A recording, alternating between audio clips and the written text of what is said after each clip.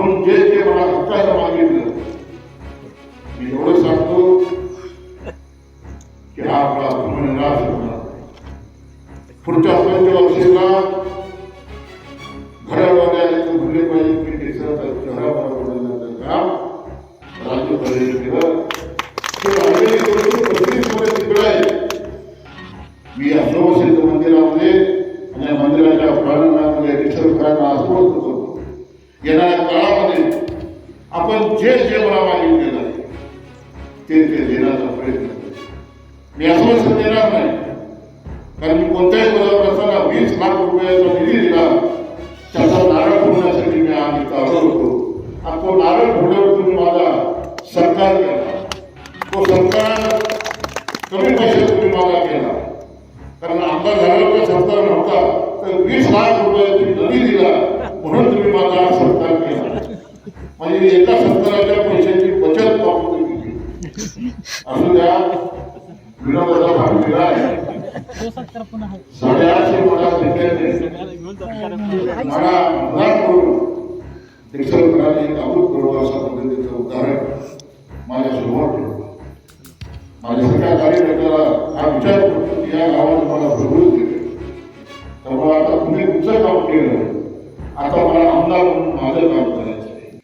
पाठीमागे या मंदिराला भेट दिली होती तर ग्रामस्थांच्या माझे मित्र बापू सुतार, मेजर प्रकाश चव्हाण यांच्या आग्रहास्तव मी प्रथम मंदिराला भेट दिली होती.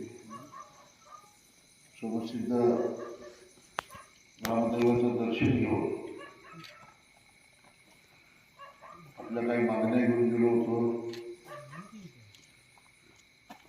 ती मागणी अशी होती की मंदिरामध्ये आपल्याला फरशीचं मंदिर खूप सुंदर असं बांधकाम झालेलं होतं, फक्त आता फरशीचं काम बाकी होतं. आणि सुप्रसिद्ध रामदेवाचं दर्शन घेऊन 15 दिवसामध्ये आपण 15 याच्यामधून 10 लाख रुपये मंदिराच्या प्रशिक्षणासाठी दिले. माझ्यासारख्या त्यावेळी साधा कार्यकर्ता होतो, आज आमदार म्हणून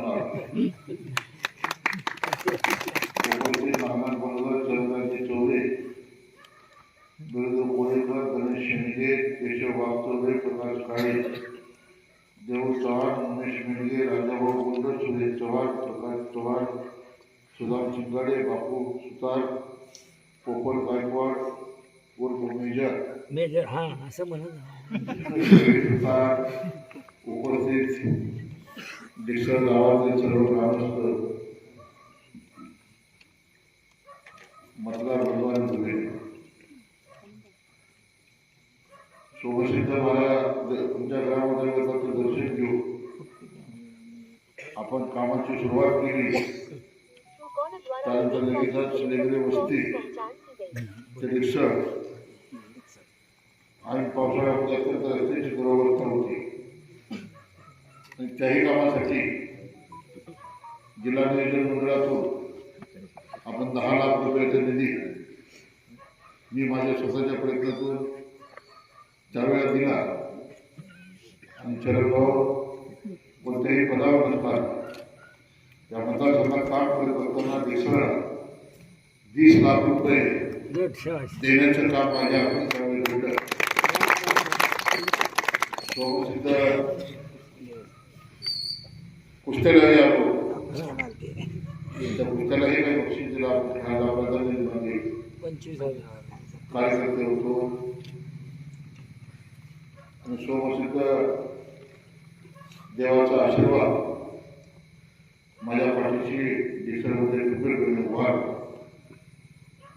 मतदान ज्यावेळेला झालं तरी जवळजवळ 850 मतदान त्या देशाच्या ग्रामस्थांनी मला केलं. मान्याला फक्त 232 होतं. जवळजवळ 80% गावात मला मतदान करून या मोहनमधून आमदार होण्याची संधी दिली.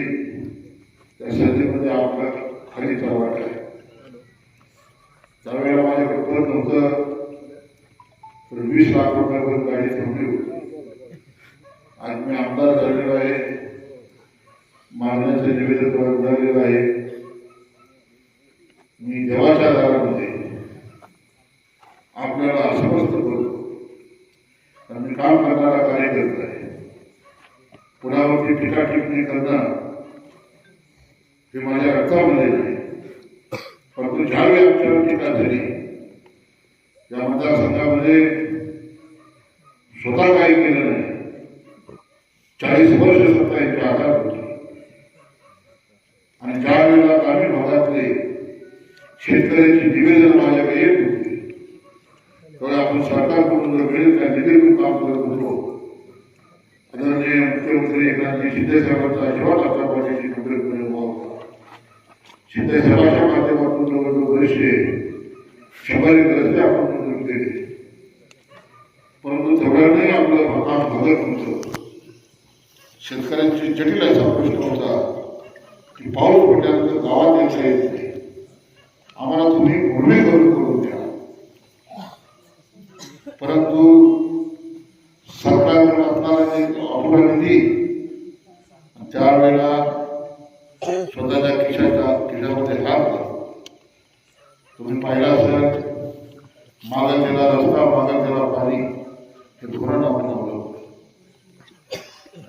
नागराज महाराज असतील, सुप्रसिद्ध देव असतील, या देवानेही पाहिलं की खिशामध्ये हात घालून सर्वसामान्य शेतकऱ्यांसाठी आणि तहानलेल्या माणसांसाठी हा पाणी देण्याचं काम करतोय. कमीत कमी आपण 300 ते 400 रस्ते स्वखर्चातून बनवले. त्या शेतकऱ्याने गेल्या निवडणुकीमध्ये जाणीव ठेवली. ज्यावेळी दुष्काळ पडला, मला आठवतं मेजरचा फोन यायचा, बापू सुद्धा फोनवरनं फोन करायचे, प्रकाश चव्हाणसारखा फोन करायचा, माझे सर्व सहकारी मला त्यावेळेला जनराज्य आपण 17 टँकर मोठं पाणी पुरवतो. म्हणजे भयानक असं दुष्काळाचं सावट या मोठं तालुक्यावरती आलं होतं. आणि देशाला स्वातंत्र्य मिळून 77 वर्ष झाल्यानंतर सुद्धा मोहनच्या जनतेला 15-15 दिवस प्यायला पाणी मिळत होतं. आणि अशा काळामध्ये माझ्यासारखा कार्यकर्ता एक सामाजिक बांधिलकी जपत या समाजाला आपण काहीतरी देणं लागतो. या उदात्त भावनेतून पहिले पाय नंतर नंतर पाय नंतर अशी करत करत आपली गाडी शेवटी 17 टँकरवर आली. आणि मग नागराज महाराज असतील, सुरक्षित आपले ग्रामदैवत असं कुठेतरी तिसरा डोळा उघडला. या तालुक्यावर असणाऱ्या सत्ता मत्ता गाडण्याचं काम करून माझ्यासारख्या कार्यकर्त्याच्या हातात या मोहोळ तालुक्याची सूत्र दिली आणि 76 दिवस दुष्काळामध्ये मी पाणी भरत होतो. त्या मायबाप जनतेनं या निवडणुकीमध्ये 20 नोव्हेंबरला मतदान झालं आणि मोहोळला नेहमी जे मोहोळ परिवर्तनाची वाट पाहत होतो, जे मोहोळ स्वातंत्र्याची वाट पाहत होतो, ज्या मोहोळला स्वातंत्र्य पाहिजे होतं, इंग्रजांपासून देशाला स्वातंत्र्य मिळालं त्याला 77 वर्ष झाली. आणि 77 वर्षानंतर सुद्धा मोहोळची निवडणूक ही रस्त्यावरती पाण्यावरती होत होती. असं भयानक असं चित्र या मोहोळ तालुक्यामध्ये होतं. आणि मग पंढरपूरची 17 गावं, उत्तर सोलापूरची 24 गावं आणि मोहोळ तालुक्यातली 104 गावं आणि मोहोळ जिल्हा असा हा मतदारसंघ झाला. आणि मग आमची नैतिक जबाबदारी होती की मोहोळच्या जनतेला पाहिजे होतं स्वातंत्र्य. आमच्या पंढरपूरच्याही 17 गावाला घरीच जबाबदार होतं. आणखी 7 सुप्रत पाहिजे माझ्या एकत्र होताना 18 भवन जातीच्या 12 भवन लोकांनी मला डोक्यावरती घेतलं आणि 17 गावातून ज्यांच्याकडे व्यापार, ज्यांच्याकडे काम करणे, सूत्र घेणे स्थान काही आहे त्यांना बाजूला ठेवून मला 2000 मतांची केली. माझ्या पंढरपूरच्या 17 गावात. उत्तर सोलापूरनं मला 450 मतांची केली. परंतु आज या सर्वश्रेष्ठ आपल्या टीचरच्या ग्रामदेवताच्या साक्षीनं आपल्याला सांगू इच्छितो की मोहच्या व्यक्तीने तब्बल मला 28,000 मतदान आणि हा आपला बारीक नाहीये. एकूण मी 30,202 मतांनी निवडलो आणि त्यापैकी 28,000 मतांची आम्ही खऱ्या अर्थानं मोहच्या जनतेने ठरवलं की काम करणारा कार्यकर्ता जो कोणत्याही पदावर असताना या मोहन तालुक्यामध्ये प्रचंड मोठ्या प्रमाणामध्ये काम करतोय अशा कार्यकर्त्याला संधी दे आणि त्याचा एक भाग म्हणून 4,000 कोटी 5,000 कोटी रुपयाच्या निधी आणणाऱ्या मुलाखत करणाऱ्या विद्यमान आमदाराला पाडून माझ्यासारख्या सर्वसामान्य कार्यकर्त्याला महाराष्ट्राच्या विधानसभेत संधी मी एवढं सांगेन की आपण आज देवाच्या दारामध्ये आज देवाच्या खुशीचा शुभारंभ आपण केले. जे निवेदन माझ्याकडे प्राप्त झालं बापू येतात आपले बरेचसे सर्व सहकारी नेहमी माझ्याकडे असले 11-12 वाजता येतात आमच्या देशाच्या विकासाच्या बाबतीत चर्चा होती. मी या देवाच्या दारामध्ये एवढं मागणी नक्कीच सांगेन की देशाने केलेली मागणी आपण जे जे मला हक्कानं मागितलं मी एवढं सांगतो की हा आपला धर्मनिराश होणार. पुढच्या पंचवर्षीला घरावाल्याने म्हणले पाहिजे की देशाचा शहरावर बदलण्याचं काम राज्यपालांनी केलं. ते राहिलेली गोष्टी 35 मध्ये तिकडे आहे ती सुद्धा तुम्ही 850 लोकांच्या आपल्याबरोबर घ्यायची. गावामध्ये निवडणुका झाल्या आता खऱ्या अर्थानं गाव हे विकासाच्या वाटेने आपल्याला निघालेलं आहे. आपण विकास करत असताना राहिलेली 2 सभासदांची मतं त्यांना सुद्धा उद्या वाईट वाटलं पाहिजे की आपण 20 नोव्हेंबरला या परिवर्तनाच्या लाटेमध्ये न जाता आपण एका जुलमी राजवटीच्या दिशेने गेलो. परंतु या देशामध्ये या मोहनमध्ये लोकांनी लोकशाही स्वीकारली आणि सरकारशाहीचा एका मालकशाहीचा एका दंडगिरी दादागिरी दडपशाही तानाशाही छंदशाहीचा पराभव करून माझ्यासारख्या कार्यकर्त्याला विधानसभेत पाठवलं. मी या सर्वसिद्ध मंदिरामध्ये आणि या मंदिराच्या प्रांगणामध्ये निसर्गांना आस्वाद करतो. येणाऱ्या काळामध्ये आपण जे जे मला मागितलेलं आहे ते देण्याचा प्रयत्न करेल. मी आश्वासन देणार नाही कारण मी कोणत्याही पदावर असताना 20 लाख रुपयाचा निधी दिला त्याचा नारळ फोडण्यासाठी मी आज इथं आलो होतो आणि तो नारळ फोडल्यावर तुम्ही माझा सत्कार केला. तो सत्कार कमी पैशात तुम्ही माझा केला कारण आमदार झाल्यावर सत्कार नव्हता तर 20 लाख रुपयाची निधी दिला म्हणून तुम्ही माझा सत्कार केला.